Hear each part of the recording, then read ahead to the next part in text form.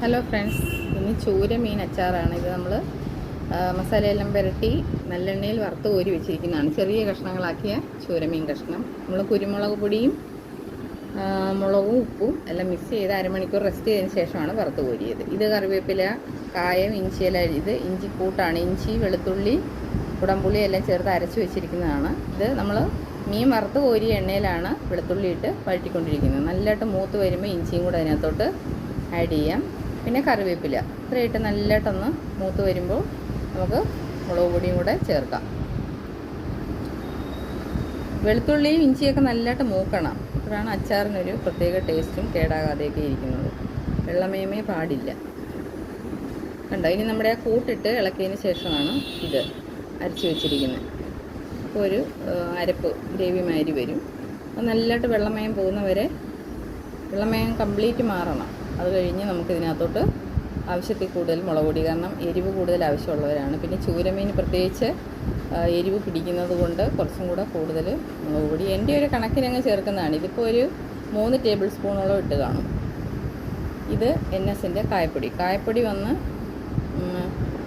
കുറച്ചേറെ ചേർക്കാം. അതെങ്ങനെയായാലും 1 table spoon കണക്കിന് ഇട്ടോളൂ. ഇനിയുള്ളത് മഞ്ഞൾപ്പൊടിയാണ്. മഞ്ഞൾപ്പൊടി കഴിഞ്ഞാൽ പിന്നെ ഉലുവാപ്പൊടിയാണ്. ഉലുവാപ്പൊടിയും അതുപോലെ തന്നെ നോക്കി ഒരു സ്പൂൺ ഉലുവാപ്പൊടി ആ കണക്ക്. ഇനി നമ്മൾ കുറച്ച് തിളച്ച എണ്ണയും കൂടെ ഒഴിച്ചിട്ടുണ്ട് ഇതിനകത്ത്. അതാണ് ഇത്രയും ഗ്രേവി വന്നത്. അതായത് വറുത്ത് കോരി എണ്ണ മാറ്റി വെച്ചിട്ടുണ്ടായിരുന്നു. അപ്പോൾ അത് ഒഴിച്ച് കഴിഞ്ഞാൽ ഈ മീൻ ഇട്ട് കഴിയുമ്പോൾ പിന്നെയും നമ്മൾ കുറച്ച് എണ്ണയും കൂടെ ചേർക്കുക. കാരണം ഒരു ശകലം പോലും വെള്ളം നമ്മൾ ചേർക്കുന്നില്ല. സമയം നാട്ടിൽ നമ്മൾ 6 മാസത്തേക്കൊക്കെ കൂട്ടുകയാണെങ്കിൽ തിളപ്പിച്ച ഉപ്പാണ് ഇട്ടത്. ഇപ്പം തിളപ്പിച്ച ഉപ്പുവെള്ളം ചേർത്ത് അല്ലെങ്കിൽ അരച്ച വെള്ളം അച്ചാറിൽ ചേർത്ത് നമുക്ക് ചാറ് പോലെ ഉണ്ടാക്കാനും പറ്റും. ഇതിപ്പോൾ നമ്മൾ ദൂരെ കൊടുത്തു വിടാൻ വേണ്ടിയാണ്. അപ്പോൾ അതുകൊണ്ട് എണ്ണയിൽ മാത്രം വറുത്ത് കോരുകയാണ് ഞാൻ ചെയ്യുന്നത്. അപ്പോൾ ഇത്രയും ഐറ്റംസ് നല്ലതായിട്ടൊന്ന് മീനിൽ പിടിക്കണം, നല്ലതായിട്ട് ഇളക്കണം. അതിന് ഇളക്കാനും അച്ചാറിൻ്റെ ഉടമസ്ഥൻ തന്നെയാണ് ഇളക്കുന്നത്.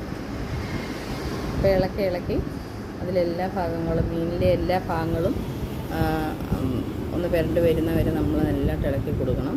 ഇത് വറുത്ത് നല്ല ഫ്രൈ ആയതുകൊണ്ട് എണ്ണ ഒഴിച്ചാൽ ഇതങ്ങ് കുടിക്കും. അപ്പോൾ എണ്ണയൊന്നും കാണാനേ വഴിയില്ല. പിന്നെ അതുകൊണ്ട് നമ്മളിപ്പോൾ ഇച്ചിരി നടുക്ക് അതായത് എണ്ണ ഒഴിക്കുകയാണ്. എണ്ണ ഒഴിച്ചിട്ട് ശകലം ചൂടാകുമ്പോൾ ഇതിനകത്തോട്ട് മിക്സ് ചെയ്യും. കണ്ടോ, ഈ എണ്ണ ചൂടാകുമ്പോൾ ഇതിനകത്തോട്ട് നല്ലതായിട്ട് മിക്സ് ചെയ്താൽ പിന്നെ നമുക്ക് വിനാഗിരിയും ചേർത്ത് എടുക്കാവുന്നതാണ്. പിന്നെ തണുത്ത് നല്ലതായിട്ട് ആറി കഴിയുമ്പോൾ എയർ ടൈറ്റ് കണ്ടെയ്നർ, നല്ല കട്ടിയുള്ള പ്ലാസ്റ്റിക്, അതായത് പ്ലാസ്റ്റിക് ആണെങ്കിൽ നല്ല കട്ടിയുള്ള പ്രത്യേകം വാങ്ങിക്കാൻ കിട്ടില്ല, അതേ വാങ്ങിക്കാവൂ. സാധാരണ മിഠായി ഭരണിയിലൊന്നും അങ്ങനെ ഇടാൻ പാടില്ല. അത് പിന്നെ